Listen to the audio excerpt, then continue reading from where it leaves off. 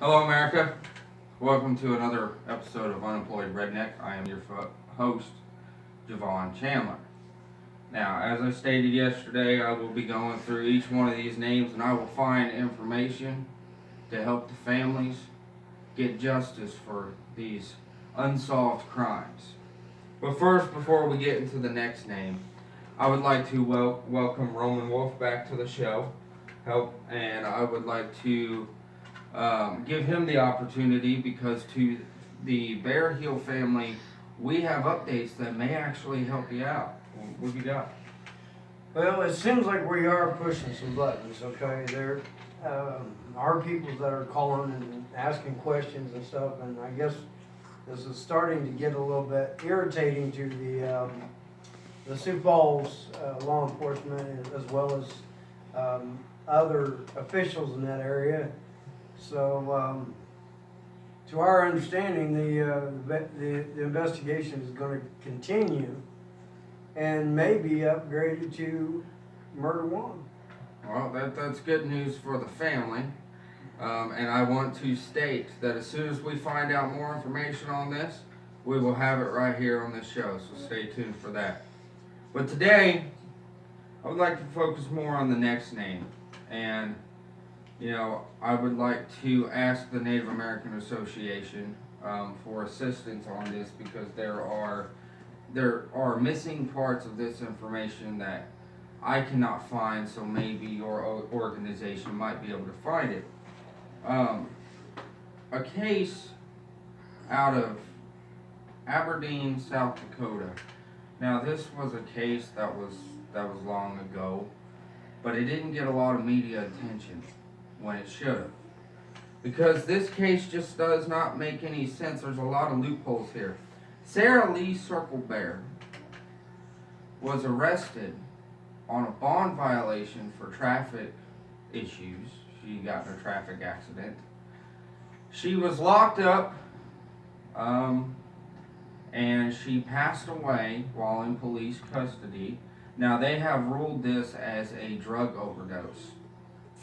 But the fishy part that I'm having trouble wrapping my head around is they had not released a toxicology report yet. And there are some stories that states that she was pregnant. She was also stabbed in the stomach where she was bleeding. But it says here that she was a Lakota woman and she was the mother of 2 young children. She was arrested on a bond violation. She told the police on duty at the jail that she was in pain and was told to knock it off and quit faking it. Now, looking at this, it's making me feel things for this girl. I mean, looking at a picture of her yesterday, she wasn't that bad looking of a woman. She was young, 24 years old, and she had 2 kids. 2 children that have to grow up without a mother in their life. Now, do you have any opinions on why the police were ignoring her when she said she was having stomach pain?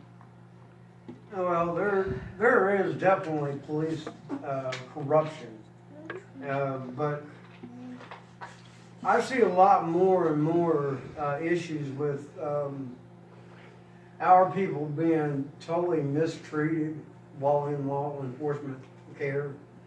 I mean, there's a lot of people that were activists, and we like to say activists, not protesters. We were water protectors, trying to protect the water from people polluting it with oil. Trying to protect the next generation peacefully. But many people were arrested, and some were seriously mishandled by law enforcement, but yet nothing being done about it. Now, this Circle Bear, I remember some of the issues on that she was actually dragged to an individual holding cell and left there until they found her dead, to my understanding. Another understanding that she swallowed drugs Mhm. to keep from getting caught with them. Okay, but see, if that was the case, a toxicology report would have been released Mhm. stating this has caused death. Right. Even the autopsy seemed like it was a bit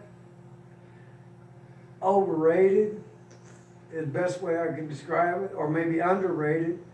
It seems like they may have elected somebody in the town to be the morgue operator, and yeah, Billy, you only drink a couple beers a day, so you're nominated, but no educational background. Right. Well, this here says that other inmates joined her cries for help, and the police responded, as you said, by dragging her from the cell, placing her in a holding cell. Now, when we say they dragged her, we want to clarify how they dragged her. They grabbed her by the bottom of her body near her legs, and they dragged half of her body, which means that they actually dragged her on the ground and put her in the holding cell. As they done that, she was unresponsive. I mean, there's questions that could arise here. Was she dead when they put her in the holding cell? And if she had meth in her system, where does the stabbings come from? Because her jumpsuit had blood on it. Now, I'm unclear whether that blood was hers or not because I can't get a hold of that information. But this seems to me like another version of a heritage killing, because had this been some guard's wife or whatnot, and she said, hey, my stomach hurts or I'm having some kind of pain, they would have not hesitated to help her out. But the problem with the society that we're having today is we take these low life crimes like not paying child support, speeding, or not stopping for a red light. We take those individuals, we lock them up, and we treat them like murderers and we treat them like rapists. Once you get behind bars, you're labeled as a criminal. So you can cry for help all you want to and they don't seem to care. That's the problem with society. Or could we say that they targeted her because of the fact that she was Native American? She was a Lakota woman. And the coroner, Mike Carlson, said his autopsy was inconclusive. Remember that. Which means it wasn't complete. And he is awaiting toxicology and tissue analyst reports to make a ruling on her cause of death. But yet he still made another ruling stating that she died from a drug overdose. Now, if your toxicology is inconclusive, if your evidence from the coroner's office is inconclusive, but yet you want to post that she died from a drug overdose. Now remember, the family is stating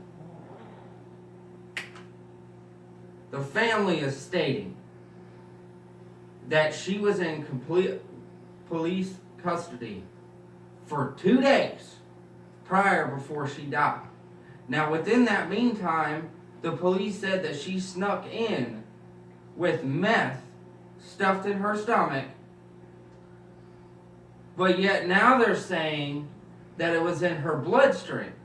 So if it was in her bloodstream, where's the needle? Because you got to inject it in somehow. And if she was with somebody, why are you not looking at the other prisoner that she was with? This, in my opinion, I don't know about you, but this counts under the subject clause of harmful death or some kind of police brutality here. Because if a woman is saying she's having abdominal pain, why not get her medical attention? Let me add something here. Yeah, go ahead. I was just looking on some of these old archives. Some of the fellow inmates that was in with her, they even wrote letters stating that they were feared for her life. Mm-hmm. Okay. According to this, she had a lethal amount of drugs in her system. Now, if she would have been arrested and she would have been incarcerated for that long, where'd she get the drugs? Right. And if she would have swallowed drugs and would have, if there was a threat to her in any way, the possibility she may have encountered that much drugs, they would have done seek medical attention in the first place. So, kind of looking at this, I mean, there was a lawsuit, over this back in 2015, if I remember right. This all occurred, but there's still some questions unanswered. mm-hmm. I mean, where's the video footage from the jailhouse? Right. And why are they not looking at this video footage? Well, maybe the video footage may have got swept under the rug. Like they're doing to Dakota? I mean, there's a lot of these issues, old issues where Native Americans are incarcerated, and I hate to say it, but 60% of Native Americans that are incarcerated, 60% higher rate that women are going to come up missing or dead. Right. They found some at the bottom of the lake. And nobody seems to know anything about it. Right. I mean, we've got indigenous women missing everywhere, and it seems like nobody really wants to do anything about it. So, a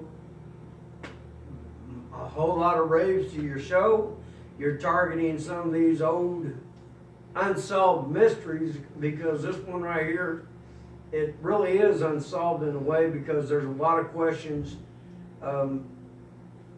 My biggest question is the law enforcement there at that jail responsible for her death? If so, why isn't somebody paying for it? Well, I mean, if you think about it, you have to say that they're responsible in some kind of way, because as we know, when you get locked up, they search you for this stuff. They search you for the drugs and everything. And if they said that she died from a drug overdose, which, to the family of Circle Bear, my thoughts and prayers are with you. But I do want to state that this does not make any sense to me, and I feel that she was done wrong. Now, we also have to remember, to touch base on the point that you just made, she's not the only one. There are women's bodies across the United States that keep being found in jail cells that are dead. And as he said, 60% of those are Native American. And another 18% of those are African American. Now, this tells me that in reality society, we are not free.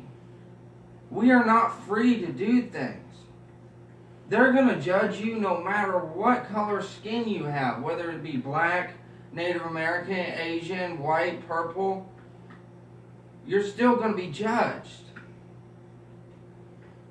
But why can't we just take that judgmental state, put it in a little ball, and just toss it? Do we have to isolate people? I mean, with this case alone, I spent several moments last night as I was sleeping. I would wake up and I would think more and more about this.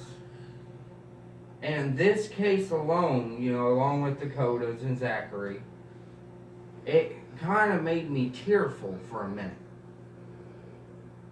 Not tearful just because she was Native American, but tearful as a parent. Knowing the fact that one day, it could be me. That my kids have to grow up knowing the fact that they don't have a parent there. This woman, she was young. She was 24 years old. And she didn't deserve to die. But according to other prisoners, before being transferred to a holding cell, like I said, she told the jailers that she was in pain. But here's my other question. If she did get stabbed in prison, why are you not searching for the weapon that was used? I mean, if this was anybody else, don't you think they would be using whatever resource they could to find what the problem was here? Well, let me update some information. As of January 13th of this year, okay, an article was put together. We've got a copy of this article. The jail inmate death lawsuit should go to trial this year. So all the questions that you're asking right now are going to be brought up in this trial. And touching bases with this and letting people know, this is something serious to look into. Google it for yourself.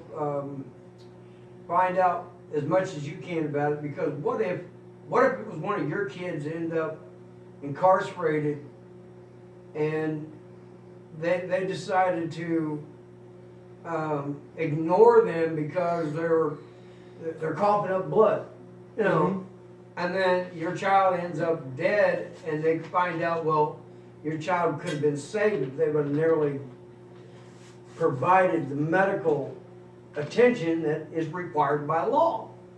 But see, in this case, Circle Better's case, they did not provide any medical attention until after they'd found her dead.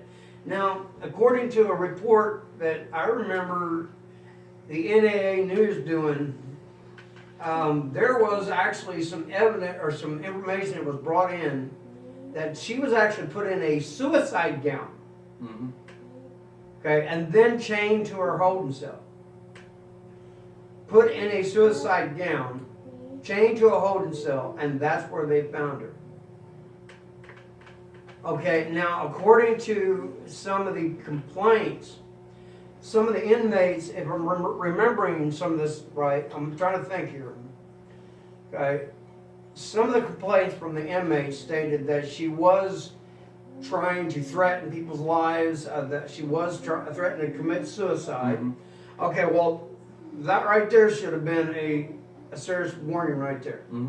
Okay, she was complaining about a serious abdominal pain. Okay, she was also spitting blood up. Okay, one of the inmates even stated in a previous statement that she was not stabbed before they took her off. So when they dragged her to this holding cell, from the time they grabbed her and got her to the holding cell, she ends up being stabbed. And then she dies. Who's to say she didn't die from her wound of being stabbed versus drugs? Right, and another red flag to me is the fact that if she's complaining about abdominal pain, the first thing that should come to mind is the fact that this woman is pregnant. She is pregnant. So, if I was a guard, my first thought would be, could this be something to do with the baby? I mean, it also says here, now I just got these stats, okay? From 2000 through 2012, close to 13,000 people died in local jails without any medical attention. That means that the police department is ignoring our cries for help because they've already labeled us as criminal. They labeled us as felons. But I think what they really need to be labeling us as is people and citizens, just like themselves. But it also says here that Circle Bear, is only the second case. The second case. The first one was if I said this right, please leave it in the comment section. Chenancy Patterson, a prisoner in the Obidoga County Justice Center in Syracuse, New York.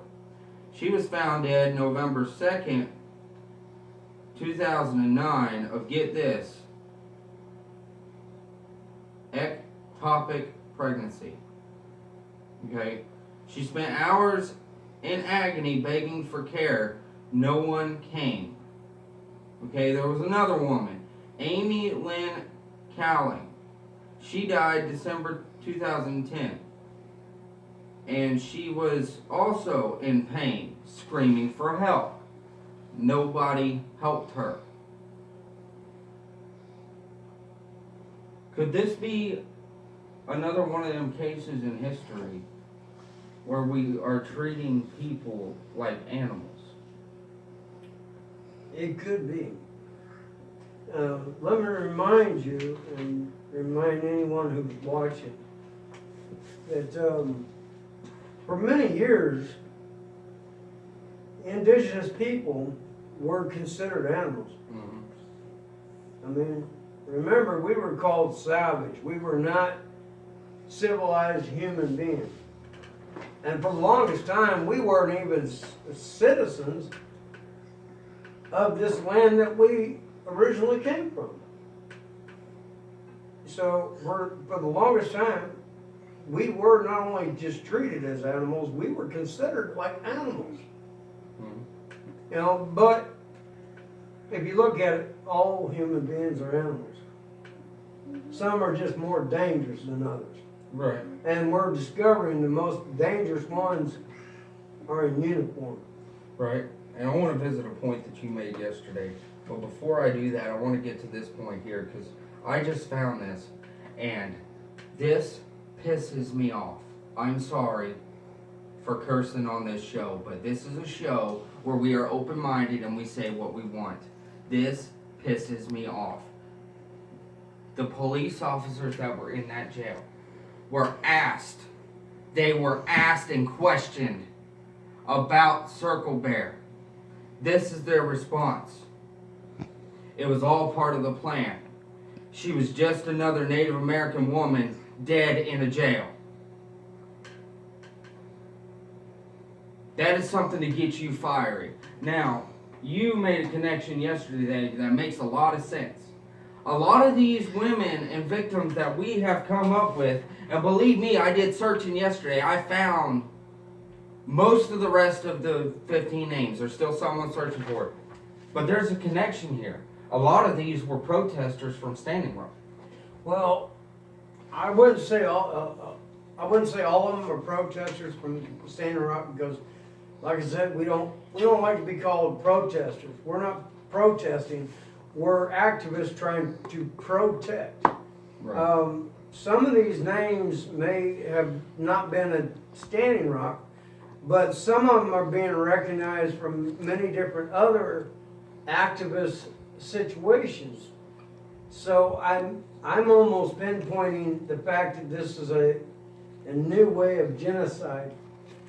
Oh yeah. I mean, this is their new way to slowly weed out and eliminate the biggest tribe out there that's being targeted is the tribe that gathered the most people and the most attention just here not too long ago. I mean, Standing Rock, North Dakota, drawed so many people together, it scared the government. Mm-hmm. So most of these, majority of these, you're going to find out are Lakota. Oh yeah. Oh, yeah. Lakota people are becoming a target. And of course, on my behalf, through the Native American Association, we're gonna go after this as well. We're gonna try to find out why they're being a target. Bring some exposure. So with your show, your video, I hope it gets a lot of support. I hope it gets a lot of attention. I hope people start following your show and learning more about some of these other mysteries. And like I said, majority of the names on that list that you're showing me are Lakota. Why is a Lakota being such a target? Yeah, that's the question I need answers to. But I would like to pinpoint something else, and I think that, you know, it would be awesome if the Native American Association could get behind me on this. Here later, I'm going to be posting something on social media websites. I'm going to start a chain here. Because people need to be aware of Native American culture and the things that they do provide that are good for us. So I'm going to start a hashtag. Hashtag Native Lives Matter. And I'm going to spread it to everybody. And the only thing that I'm going to ask is that y'all please share this. Make awareness here. Because these guys and women, they are people too. Now, they may not be black, white, or anything that the law enforcement has put classifications on that they call people. But they are still people. They matter. We all matter. Now again, at this show we do final 3 thoughts, but I'm going to limit it to 2. And this time I'm going to ask you to start with your final thought, and then I'll get into mine. Okay, I just wanted to let you know, there is a group on Facebook which is acknowledged by a lot of Native Americans. And it's kind of funny how you just come off with the idea, hashtag Native Lives Matter. There is a group on Facebook, Native Lives Matter, and they use that hashtag. And they're after the same thing, is to try to help protect what small amount of people we have left before it gets to a point where our entire history of the indigenous people are totally eliminated and erased.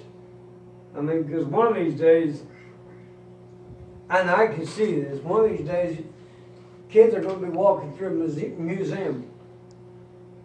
And then they're going to be seeing some things, and they're going to look up and they're going to say, "What's that?" And the museum coordinator is going to say, "Well, this is what a woods looked like at one time. That stuffed squirrel is what you call a squirrel. And, well, who's that person back there?" Those were, I believe, Native American people, but those died out a long time ago. I don't want to see that. Right. I eventually want to see history start telling the truth about our people and acknowledging that we're still here. And yeah, hashtag Native Lives Matter. So what is your final thought for today? Final thought. Well, I would have to say that if anybody's watching this video and they agree, remember, together we can achieve more. Let's work together as a team, all of us. And remember, we can connect the dots together. We can make enough attention together. If you have a social media site, Facebook page or whatever, get the messages out there. Start drawing attention to these and exposing the corruption and helping to put a stop to this. My final thought for today is to the family of Sarah Lee Circlebear. I will continue to dig through this because I'm with you. I believe that she was treated wrongly. And again, I'm going to ask for the Native American Association's help and any other resources that you have, because This is something that I care deeply about. Tomorrow we will be touching base on Alan Locke. Now, Alan Locke was attending a Native Lives Matter protest and was shot and killed by the police. I will be digging through that and I will find out more information on that. Now, I would also like to say before we end this broadcast, if you hadn't had a chance to do it, like my YouTube channel, subscribe to it so we can get more help out there. If you haven't had a chance to do it, look up the Native American Association and like that page. I'll see y'all tomorrow.